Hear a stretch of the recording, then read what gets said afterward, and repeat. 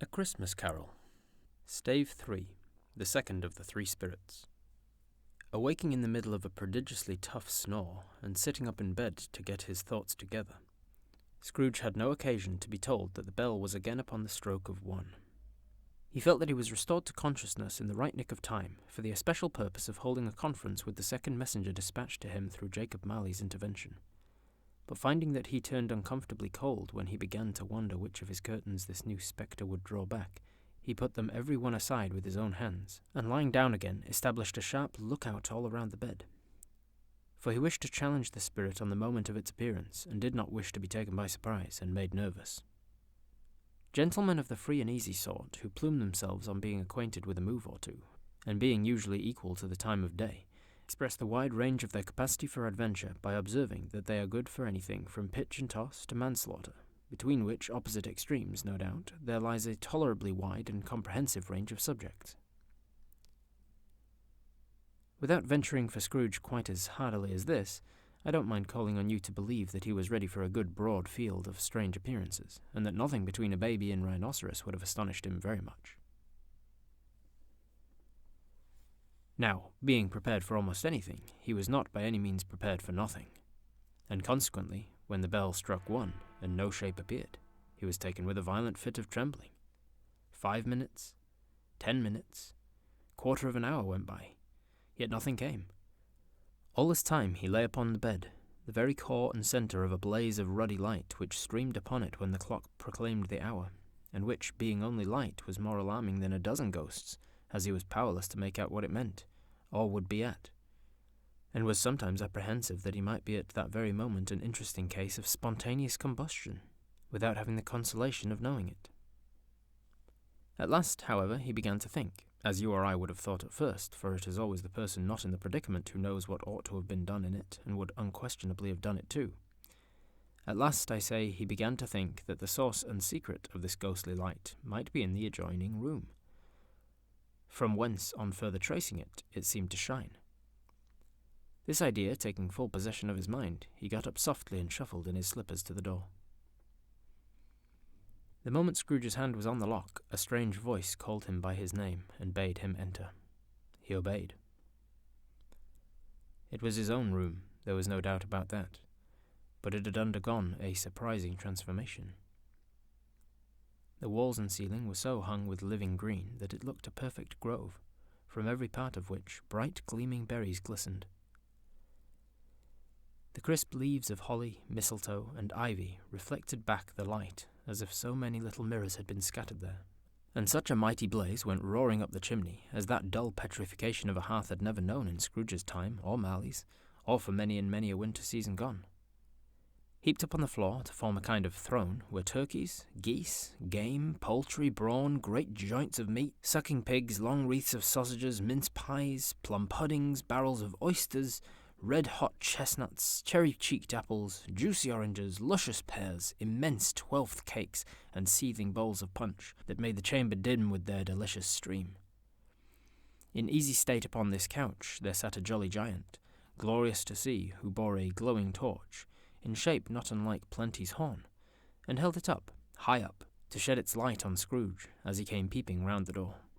"Come in," exclaimed the ghost. "Come in and know me better, man."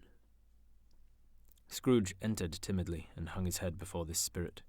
He was not the dogged Scrooge he had been, and though the spirit's eyes were clear and kind, he did not like to meet them. "I am the ghost of Christmas present," said the spirit. "Look upon me." Scrooge reverently did so. It was clothed in one simple green robe, or mantle, bordered with white fur. This garment hung so loosely on the figure that its capacious breast was bare, as if disdaining to be warded or concealed by any artifice. Its feet, observable beneath the ample folds of the garment, were also bare, and on the head it wore no other covering than a holly wreath, set here and there with shining icicles. Its dark brown curls were long and free as its genial face, its sparkling eye, its open hand, its cheery voice, its unconstrained demeanour, and its joyful air. Girded round its middle was an antique scabbard, but no sword was in it, and the ancient sheath was eaten up with rust. You have never seen the like of me before, exclaimed the spirit. Never, Scrooge made to answer it. Have never walked forth with the younger members of my family, meaning, for I am very young, my elder brothers born in these later years, pursued the phantom. I don't think I have, said Scrooge. I'm afraid I have not. Have you had many brothers, spirit? More than 1,800, said the ghost. A tremendous family to provide for, muttered Scrooge. The ghost of Christmas Present rose. Spirit, said Scrooge submissively, conduct me where you will. I went forth last night on compulsion, and I learnt a lesson which is working now. Tonight, if you have aught to teach me, let me profit by it. Touch my robe. Scrooge did as he was told, and held it fast. Holly, mistletoe, red berries, ivy, turkeys, geese, game, poultry, brawn, meat, pigs, sausages, oysters, pies, puddings, fruit, and punch all vanished instantly. So did the room, the fire, the ruddy glow, the hour of night, and they stood in the city streets on Christmas morning, where, for the weather was severe, the people made a rough but brisk and not unpleasant kind of music, in scraping the snow from the pavement in front of their dwellings, and from the tops of their houses, whence it was mad delight to the boys to see it come plumping down into the road below and splitting into artificial little snowstorms. The house fronts looked black enough, and the windows blacker, contrasting with the smooth white sheet of snow upon the roofs, and with the dirtier snow upon the ground, which last deposit had been ploughed up in deep furrows by the heavy wheels of carts and wagons, furrows that crossed and recrossed each other hundreds of times where the great streets branched off and made intricate channels, hard to trace in the thick yellow mud and icy water. The sky was gloomy, and the shortest streets were choked up with a dingy mist, half thawed, half frozen, whose heavier particles descended into a shower of sooty atoms, as if all the chimneys in Great Britain had, by one consent, caught fire, and were blazing away to their dear heart's content. There was nothing very cheerful in the climate or the town, and yet there was an air of cheerfulness abroad that the clearest summer air and brightest summer sun might have endeavoured to diffuse in vain. For the people who were shovelling away on the housetops were jovial and full of glee, calling out to one another from the parapets, and now and then exchanging a facetious snowball, better-natured missile far than many a wordy jest, laughing heartily if it went right, and not less heartily if it went wrong. The poulterers' shops were still half open, and the fruiters were radiant in their glory. There were great round pot-bellied baskets of chestnuts, shaped like the waistcoats of jolly old gentlemen, lolling at the doors and tumbling out into the streets in their apoplectic opulence. There were ruddy brown-faced, broad-girthed Spanish onions shining in the fatness of their growth like Spanish friars, and winking from their shelves in wanton slyness at the girls as they went by, and glanced demurely at the hung-up mistletoe. There were pears and apples clustered high in blooming pyramids. There were bunches of grapes made in the shopkeeper's benevolence to dangle from conspicuous hooks, that people's mouths might water gratis as they passed. There were piles of filberts, mossy and brown, recalling, in their fragrance, ancient walks among the woods, and pleasant shufflings ankle-deep through withered leaves. There were Norfolk biffins, squat and swarthy, setting off the yellow of the oranges and lemons, and, in the great compactness of their juicy persons, urgently entreating and beseeching to be carried home in paper bags and eaten after dinner. The very gold and silver fish, set forth among these choice fruits in a bowl, though members of a dull and stagnant-blooded race, appeared to know that there was something going on, and, to a fish, went gasping round and round their little world in slow and passionless excitement. The grocers, the grocers nearly closed, with perhaps 2 shutters down or 1, but through those gaps such glimpses. It was not alone that the scales descended on a counter made a merry sound, or that the twine and roller parted company so briskly, or that the canisters were rattled up and down like juggling tricks, or even that the blended scents of tea and coffee were so grateful to the nose, or even that the raisins were so plentiful and rare, the almonds so extremely white, the sticks of cinnamon so long and straight, the other spices so delicious, the candied fruits so caked and spotted with molten sugar as to make the coldest lookers-on feel faint and subsequently bilious. Nor was it that the figs were moist and pulpy, or that the French plums blushed in modern tartness from their highly decorated boxes, or that everything was good to eat and in its Christmas dress. But the customers were all so hurried and so eager in the hopeful promise of the day that they tumbled up against each other at the door, crashing their wicker baskets wildly, and left their purchases upon the counter, and came running back to fetch them, and committed hundreds of the like mistakes, in the best humour possible, while the grocer and his people were so frank and fresh that the polished hearts with which they fastened their aprons behind might have been their own, worn outside for general inspection, and for Christmas doors to peck on if they choose. But soon the steeples called good people all, to church and chapel, and away they came, flocking through the streets in their best clothes, with their gayest faces, and at the same time there emerged from scores of by-streets, lanes, and nameless turnings, innumerable people carrying their dinners to the bakers' shops. The sight of these poor revellers appeared to interest the spirit very much, for he stood with Scrooge beside him in a baker's doorway, and, taking off the covers as their bearers passed, sprinkled incense on their dinners from his torch. And it was a very uncommon kind of torch, for once or twice, when there were angry words between some dinner-carriers who had jostled each other, he shed a few drops of water on them from it, and their good humour was restored directly. For they said it was a shame to quarrel upon Christmas Day, and so it was. God love it, so it was. In time the bells ceased, and the bakers were shut up, and yet there was a genial shadowing forth of all these dinners and the progress of their cooking, in the thawed blotch of wet above each baker's oven, where the pavement smoked as if its stones were cooking too. "Is there a peculiar flavour in what you sprinkle from your torch?" asked Scrooge. "There is. My own." "Would it apply to any kind of dinner on this day?" asked Scrooge. "To any kindly given. To a poor one most." "Why to a poor one most?" asked Scrooge.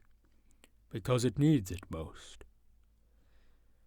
"Spirit," said Scrooge after a moment's thought, "I wonder you, of all the beings in this many worlds about us, should desire to cramp these people's opportunities of innocent enjoyment." "I?" cried the spirit. "You would deprive them of their means of dining every 7th day, often the only day on which they can be said to dine at all," said Scrooge. "Wouldn't you?" "I?" cried the spirit.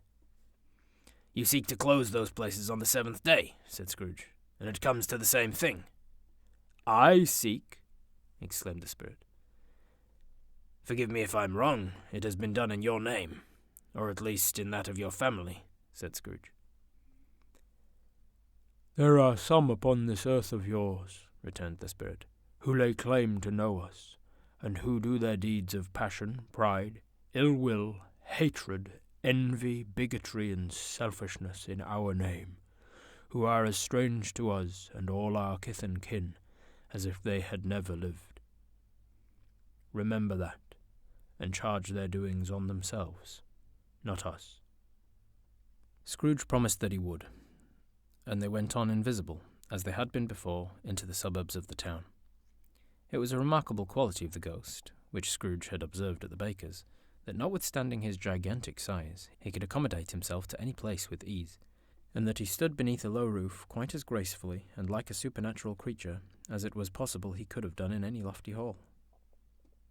And perhaps it was the pleasure the good spirit had in showing off this power of his, or else it was his own kind, generous, hearty nature, and his sympathy with all poor men, that led him straight to Scrooge's clerk's. For there he went, and took Scrooge with him, holding to his robe, and on the threshold of the door the spirit smiled, and stopped to bless Bob Cratchit's dwelling, with the sprinkling of his torch. Think of that! Bob had but 15 bob a week himself. He pocketed on Saturdays but 15 copies of his Christian name, and yet the ghost of Christmas present blessed his 4-room house. Then up rose Mrs. Cratchit, Cratchit's wife, dressed out but poorly in a twice-turned gown, but brave in ribbons which are cheap and make a goodly show for 6pence. And she laid the cloth, assisted by Belinda Cratchit, second of her daughters, also brave in ribbons, while Master Peter Cratchit plunged a fork into the saucepan of potatoes, and getting the corners of his monstrous shirt-collar, Bob's private property conferred upon his son and heir in honour of the day, into his mouth, rejoiced to find himself so gallantly attired, and yearned to show his linen in the fashionable parks. And now 2 smaller Cratchits, boy and girl, came tearing in, screaming that outside the baker's they had smelt the goose, and known it for their own, and basking in luxurious thoughts of sage and onion, these young Cratchits danced about the table, and exalted Master Peter Cratchit to the skies, while he, not proud, although his collars nearly choked him, blew the fire until the slow potatoes, bubbling up, knocked loudly at the saucepan lid to be let out and peeled. "What has ever got your precious father, then?" said Mrs. Cratchit. "And your brother, Tiny Tim? And Martha warn't us late last Christmas Day by half an hour." "Here's Martha, mother," said a girl, appearing as she spoke. "Here's Martha, mother," cried the two young Cratchits. "Hurrah! There's such a goose, Martha." "Why, bless your heart alive, my dear, how late you are," said Mrs. Cratchit, kissing her a dozen times and taking off her shawl and bonnet for her with an officious zeal. "We'd a deal of work to finish up last night," replied the girl, "and had to clear away this morning, mother." "Well, never mind, so long as you are come," said Mrs. Cratchit. "Sit you down before the fire, my dear, and have a warm, Lord bless you." "No, no, there's father coming," cried the two young Cratchits, who were everywhere at once. "Hide, Martha, hide!" So Martha hid herself, and in came little Bob, the father, with at least 3 feet of comforter exclusive of the fringe hanging down before him, and his threadbare clothes darned up and brushed to look seasonable, and Tiny Tim upon his shoulder. Alas, for Tiny Tim, he bore a little crutch, and had his limbs supported by an iron frame. "Why, where's our Martha?" cried Bob Cratchit, looking round. "Not coming," said Mrs. Cratchit. "Not coming?" said Bob, with a sudden declension in his high spirits, for he had been Tim's blood horse all the way home from church, and had come home rampant.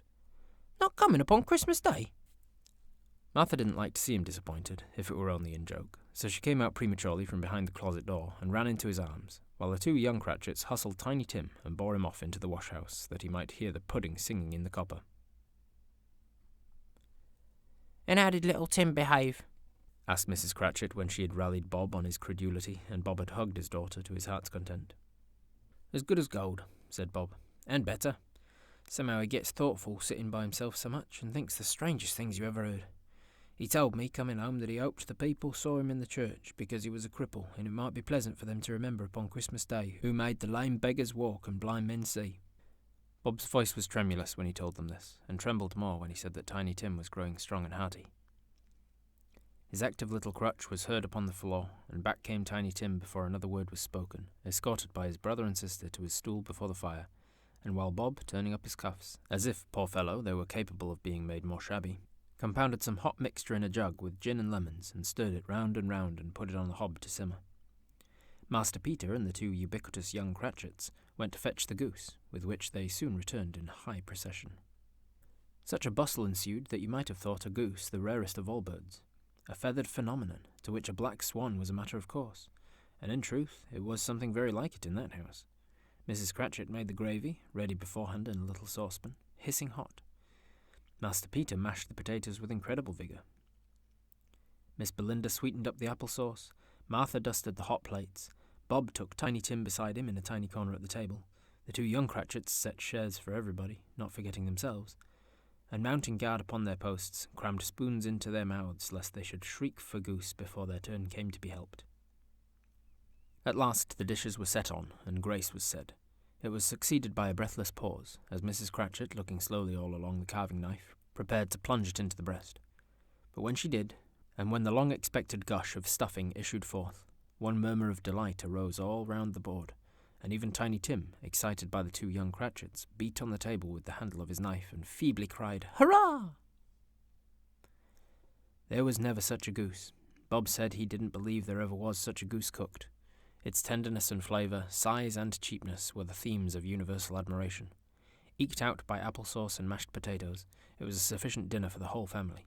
Indeed, as Mrs. Cratchit said with great delight, surveying one small atom of a bone upon the dish, they hadn't ate it all at last. Yet every one had had enough, and the youngest Cratchits in particular were steeped in sage and onion to the eyebrows. But now the plates being changed by Miss Belinda, Mrs. Cratchit left the room alone, too nervous to bear witness, to take the pudding up and bring it in. Suppose it should not be done enough? Suppose it should break in turning out? Suppose somebody should have gotten over the wall of the backyard and stolen it while they were merry with the goose? A supposition at which the two young Cratchits became livid. All sorts of horrors were supposed. Hallo! A great deal of steam. The pudding was out of the copper. A smell like a washing day, that was the cloth. A smell like an eating house and a pastry cook's next door to each other, with a laundress's next door to that. That was the pudding. In half a minute Mrs. Cratchit entered, flustered but smiling proudly, with the pudding, like a speckled cannonball, so hard and firm, blazing in half a quartern of ignited brandy, and bedight with Christmas holly stuck into the top.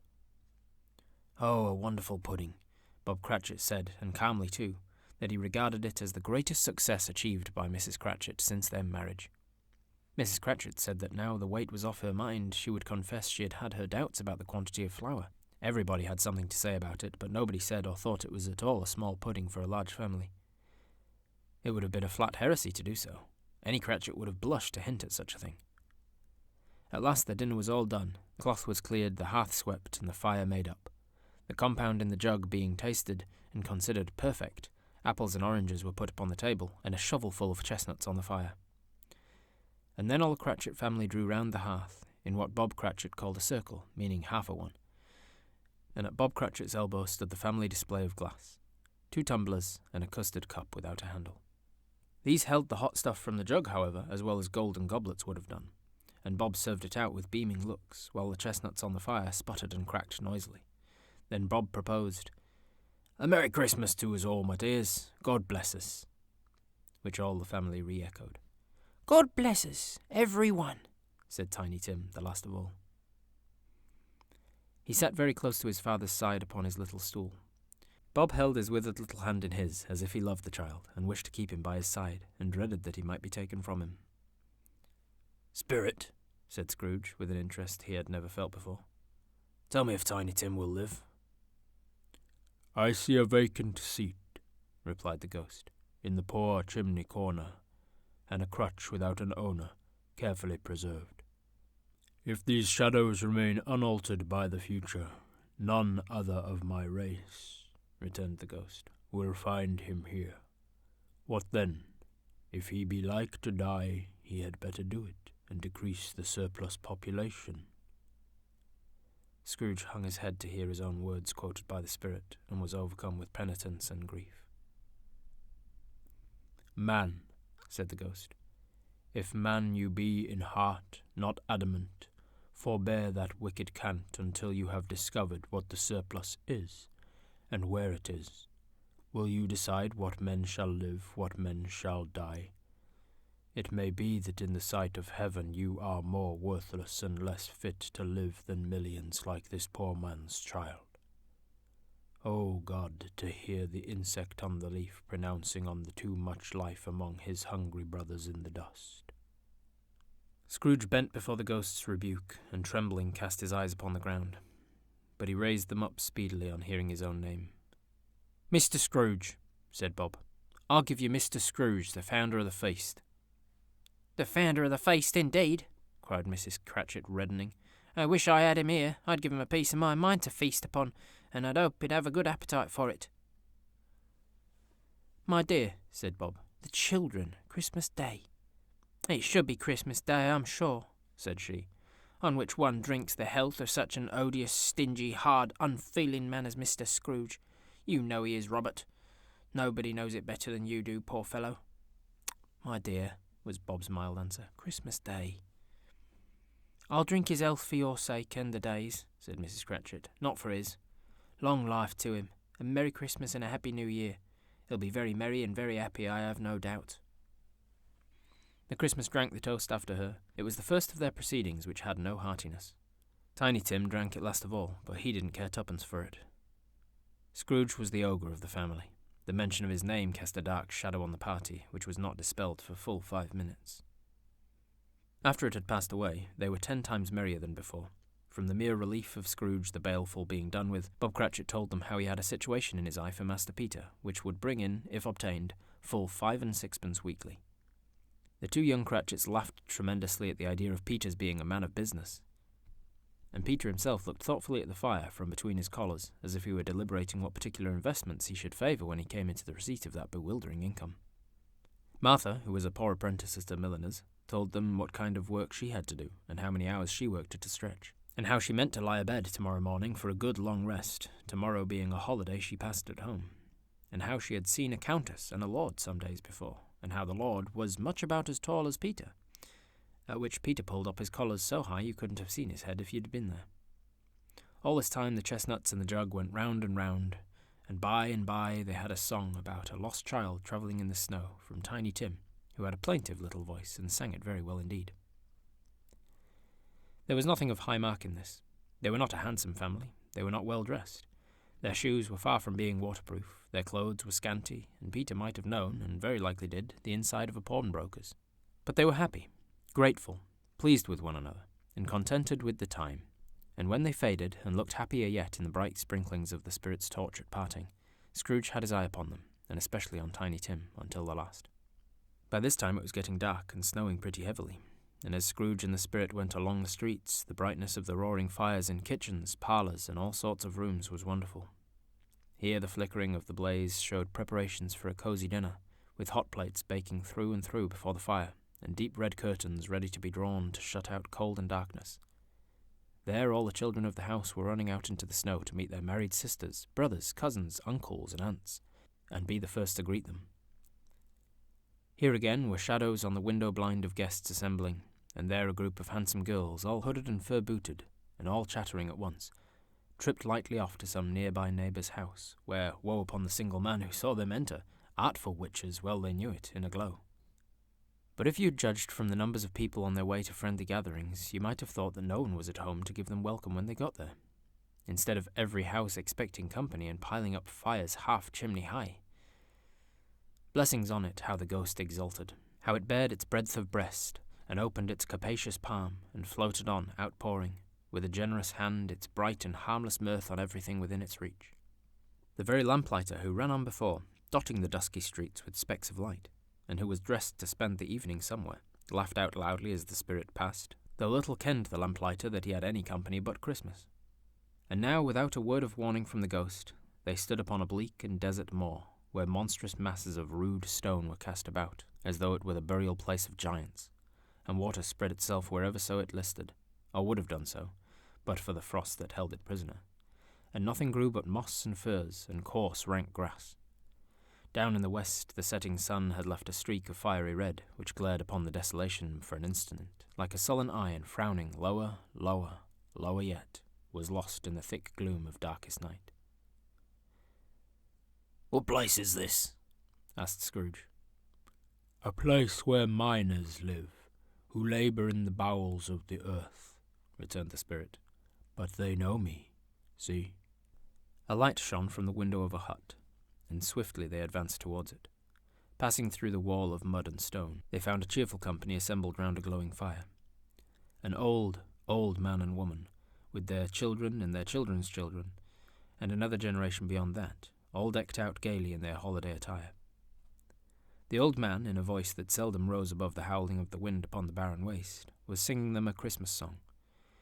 It had been a very old song when he was a boy, and from time to time they all joined in the chorus. So surely as they raised their voices, the old man got quite blithe and loud, and so surely as they stopped, his vigour sank again.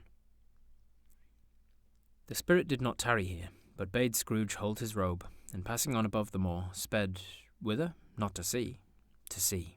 To Scrooge's horror, looking back, he saw the last of the land, a frightful range of rocks behind them, and his ears were deafened by a thundering of water as it rolled and roared and raged among the dreadful caverns it had worn, fiercely tried to undermine the earth. Built upon a dismal reef of sunken rocks, some league or so from shore, on which the waters chafed and dashed the wild year through, there stood a solitary lighthouse. Great heaps of seaweed clung to its base, and storm-birds, born of the wind one might suppose, as seaweed of the water, rose and fell about it, like the waves they skimmed. But even here, two men who watched the light had made a fire, that through the loophole in the thick stone wall shed out a ray of brightness on the awful sea. Joining their horny hands over the rough table at which they sat, they wished each other Merry Christmas in their can of grog, and one of them, the elder too, with his face all damaged and scarred with hard weather, as the figurehead of an old ship might be, struck up a sturdy song that was like a gale in itself. Again the ghosts sped on, above the black and heaving sea, on, until being far away, as he told Scrooge from any shore, they lighted on a ship. They stood beside the helmsman at the wheel, the lookout in the bow, the officers who had the watch, dark ghostly figures in their several stations, but every man among them hummed a Christmas tune, or had a Christmas thought, or spoke below his breath to his companion of some bygone Christmas day, with homeward hopes belonging to it. And every man on board, waking or sleeping, good or bad, had had a kinder word for another on that day than on any day of the year, and had shared to some extent in its festivities, and had remembered those he cared for at a distance, and had known they had delighted to remember him. It was a great surprise to Scrooge, while listening to the moaning of the wind and thinking what a solemn thing it was to move on through the lonely darkness over an unknown abyss, whose depths were secrets as profound as death. It was a great surprise to Scrooge, while thus engaged, to hear a hearty laugh. It was a much greater surprise to Scrooge to recognize it as his own nephew's, and to find himself in a bright, dry, gleaming room, with the spirits standing smiling by his side, and looking at that same nephew with approving affability. "Ha ha!" laughed Scrooge's nephew. "Ha ha ha!" If you should happen by any unlikely chance to know a man more blessed in a laugh than Scrooge's nephew, all I can say is, I should like to know him too. Introduce him to me and I'll cultivate his acquaintance. It is a fair, even-handed, noble adjustment of things, that while there is infection in disease and sorrow, there is nothing in the world so irresistibly contagious as laughter and good humour. When Scrooge's nephew laughed in this way, holding his sides and rolling his head, twisting his face into the most extravagant contortions, Scrooge's niece, by marriage, laughed as heartily as he, and their assembled friends, being not a bit behindhand, roared out lustily.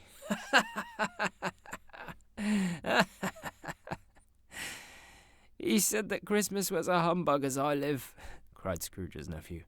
"He believed it too." "More shame for him, Fred," said Scrooge's niece indignantly. "Bless those women, they never do anything by halves. They are always in earnest." She was very pretty, exceedingly pretty, with a dimpled, surprised-looking capital face, a ripe little mouth that seemed made to be kissed, as no doubt it was, all kinds of good little dots about her chin that melted into one another when she laughed, and the sunniest pairs of eyes you ever saw in any little creature's head. Altogether she was what you would have called provoking, you know, but satisfactory. Oh, perfectly satisfactory. "He's a comical old fellow," said Scrooge's nephew. "That's the truth, and not so pleasant as he might be. However, his offences carry their own punishment, and I have nothing to say against him." "I'm sure he's very rich, Fred," hinted Scrooge's niece. "At least you always tell me so." "Yeah, what of that, my dear?" said Scrooge's nephew. "His wealth's of no use to him. He doesn't do any good with it. He doesn't make himself comfortable with it. He hasn't the satisfaction of thinking that he's ever going to benefit us with it." "I have no patience with him," observed Scrooge's niece. Scrooge's niece's sisters and all of the other ladies expressed the same opinion. "Oh, I have," said Scrooge's nephew. "I am sorry for him. I couldn't be angry with him if I tried. Who suffers by his ill whims? Himself, always. Here he takes it into his head to dislike us, and he won't come and dine with us. So what's the consequence? He don't lose much of a dinner." "Indeed, I think he loses a very good dinner," interrupted Scrooge's niece. Everybody else said the same, and they must be allowed to have been competent judges, because they had just had dinner, and with the dessert upon the table were clustered round the fire by lamplight. "Well, I'm very glad to hear it," said Scrooge's nephew, "because I haven't great faith in these young housekeepers. What do you say, Topper?" Topper had clearly got his eyes on one of Scrooge's niece's sisters, for he answered that a bachelor was a wretched outcast who had no right to express an opinion on the subject. Whereat Scrooge's niece's sister, the plump one with the lace tucker, not the one with the roses, blushed. "Do go on, Fred," said Scrooge's niece, clapping her hands. "He never finishes what he begins to say. He's such a ridiculous fellow." Scrooge's nephew revelled in another laugh, and it was impossible to keep the infection off. Though the plump sister tried hard to do it with aromatic vinegar, his example was unanimously followed. "I was only going to say," said Scrooge's nephew, "that the consequence of his taking a dislike to us and not making merry with us is, as I think, that he loses some pleasant moments which could do him no harm. I'm sure he loses pleasanter companions than he can find in his own thoughts, either in his mouldy old office or his dusty chambers. I mean to give him the same chance every year, whether he likes it or not, for I pity him. He may rail at Christmas till he dies, but he can't help thinking better of it, I defy him, if he finds me going there in good temper year after year and saying, 'Uncle Scrooge, how are you?' If it only puts in him the vein to leave his poor clerk £50, that's something, and I think I shook him yesterday." It was their turn to laugh now at the notion of his shaking Scrooge, but being thoroughly good-natured and not much caring what she laughed at, so that they laughed at any rate, he encouraged them in the merriment and passed the bottle joyously. After tea they had some music, for they were a musical family, and knew what they were about when they sung a glee or catch, I can assure you, especially Topper, who could growl away in the bass like a good one, and never swell the large veins in his forehead or get red in the face over it. Scrooge's niece played well upon the harp, and played among other tunes a simple little air, A mere nothing, you might learn to whistle it in 2 minutes, which had been familiar to the child who fetched Scrooge from the boarding school, as he had been reminded by the ghost of Christmas past. When this strain of music sounded, all the things that ghost had shown him came upon his mind. He softened more and more, and thought that if he could have listened to it often years ago, he might have cultivated the kindness of life for his own happiness with his own hands, without resorting to the sexton's spade that buried Jacob Marley. But they didn't devote the whole evening to music. After a while they played at forfeits, for it is good to be children sometimes, and never better than at Christmas, when its mighty founder was a child himself. Stop! There was first a game of blind man's buff. Of course there was, and I no more believe Topper was really blind than I believe he had eyes in his boots. My opinion is that it was a done thing between him and Scrooge's nephew, and that the ghost of Christmas present knew it. The way he went after that plump sister in the lace tucker was an outrage on the credulity of human nature. Knocking down the fire irons, tumbling over the chairs, bumping against the piano, smothering himself among the curtains. Wherever she went, there went he. He always knew where the plump sister was. He wouldn't catch anybody else. If you'd fallen up against him, as some of them did, on purpose, he would have made a feint of endeavouring to seize you, which would have been an affront to your understanding, and would have instantly have sidled off in the direction of the plump sister. She often cried out that it wasn't fair, and it really was not. But when at last he caught her, when, in spite of all her silken rustlings and her rapid flutterings past him, he got her into a corner whence there was no escape, then his conduct was the most execrable. For his pretending not to know her, his pretending that it was necessary to touch her headdress, and further to assure himself of her identity by pressing a certain ring upon her finger, and a certain chain about her neck, was vile, monstrous. No doubt she told him her opinion of it, when another blind man being in office, they were so very confidential together behind the curtains.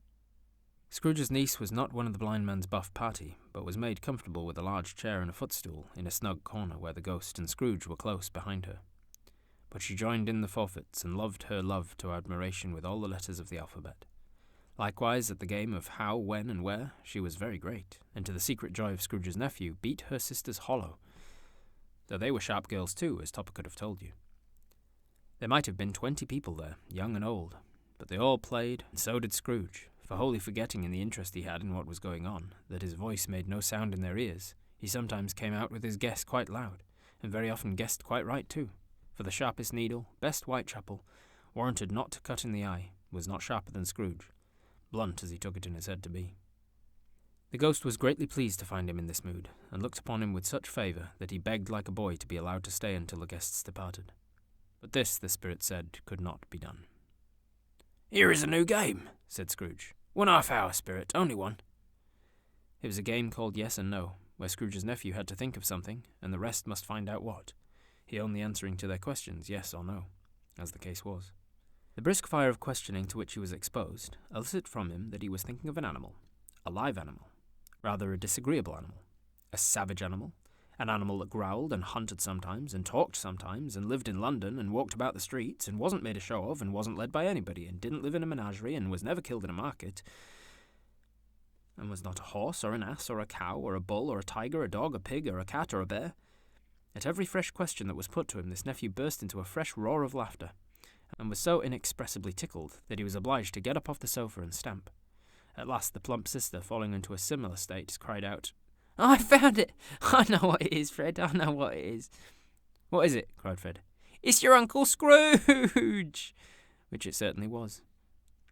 Admiration was the universal statement, though some objected that the reply to "Is it a bear?" ought to have been yes, inasmuch as an answer in the negative was sufficient to have diverted their thoughts from Mr. Scrooge, supposing that they had ever any tendency that way. "He has given us plenty of merriment, I'm sure," said Fred, "and it would be ungrateful not to drink his health. Here is a glass of mulled wine ready to our hand at the moment, and I say, Uncle Scrooge." "Well, Uncle Scrooge," they cried. "A Merry Christmas and Happy New Year to the old man wherever he is," said Scrooge's nephew. "He wouldn't take it from me, but may have it nevertheless. Uncle Scrooge." Uncle Scrooge had imperceptibly become so gay and light of heart that he would have pledged the unconscious company in return, and thanked them in an inaudible speech, if the ghost had given him time. But the whole scene passed off in the breath of the last words spoken by his nephew, and he and the spirit were again upon their travels. Much they saw, and far they went, and many homes they visited, but always with a happy end. The spirit stood behind sick beds, and they were cheerful. On foreign lands, and they were close at home. By struggling men, and they were patient in their greater hope. By poverty, and it was rich. In almshouse, hospital, and jail, in misery's every refuge, where vain man in his little brief authority had not made fast the door and barred the spirit out, he left his blessing, and taught Scrooge his precepts. It was a long night, if it were only a night, but Scrooge had his doubts of this, because the Christmas holidays appeared to be condensed into the space of time they passed together. It was strange, too, that while Scrooge remained unaltered in his outward form, the ghost grew older, clearly older. Scrooge had observed this change, but never spoke of it, until they left a children's 12th night party, when, looking at the spirit as they stood together in an open place, he noticed that its hair was grey. "Are spirits' lives so short?" asked Scrooge. My life upon this globe is very brief, replied the ghost. It ends tonight. "Tonight?" cried Scrooge. Tonight at midnight. Hark, the time is drawing near. The chimes were ringing the 11:15 at that moment. "Forgive me if I'm not justified in what I ask," said Scrooge, looking intently at the spirit's robe. "but I see something strange and not belonging to yourself protruding from your skirts. Is it a foot or a claw?" It might be a claw, for the flesh there is upon it, was the spirit's sorrowful reply. Look here. From the foldings of its robe it brought 2 children, wretched, abject, frightful, hideous, and miserable. They knelt down at its feet and clung upon the outside of its garment. Oh, man, look here. Look down here, exclaimed the ghost. They were a boy and a girl, yellow, meagre, ragged, scowling and wolfish, but prostrate, too, in their humility. Where graceful youth should have filled their features out and touched them with its freshest tints, a stale and shriveled hand like that of age had pinched and twisted them and pulled them into shreds. Where angels might have sat enthroned, devils lurked and glared out menacingly. No change, no degradation, no perversion of humanity in any grade through all the mysteries of wonderful creation, as monsters half so horrible and dread. Scrooge started back, appalled. Having them shown to him in this way, he tried to say they were fine children, but the words choked themselves rather than be parties to a lie of such enormous magnitude. "Spirit, are they yours?" Scrooge could say no more. They are man's, said the spirit, looking down upon them. And they cling to me, appealing from their fathers. This boy is ignorance. This girl is want. Beware them both, and all of their degree, but most of all beware this boy, for on his brow I see that written which is doom, unless the writing be erased. Deny it, cried the spirit, stretching out its hand towards the city. Slander those who tell it ye. Admit it for your factious purposes, and make it worse, and bide the end. "Have they no refuge or resource?" cried Scrooge. Are there no prisons? Said the spirit, turning on him for the last time with his own words. Are there no workhouses? The bell struck 12. Scrooge looked about him for the ghost, and saw it not. As the last stroke ceased to vibrate, he remembered the prediction of old Jacob Marley, and lifting up his eyes, beheld a solemn phantom, draped and hooded, coming like a mist along the ground towards him. All hail the algorithm gods. Comment, like, and subscribe. Ooh-ah.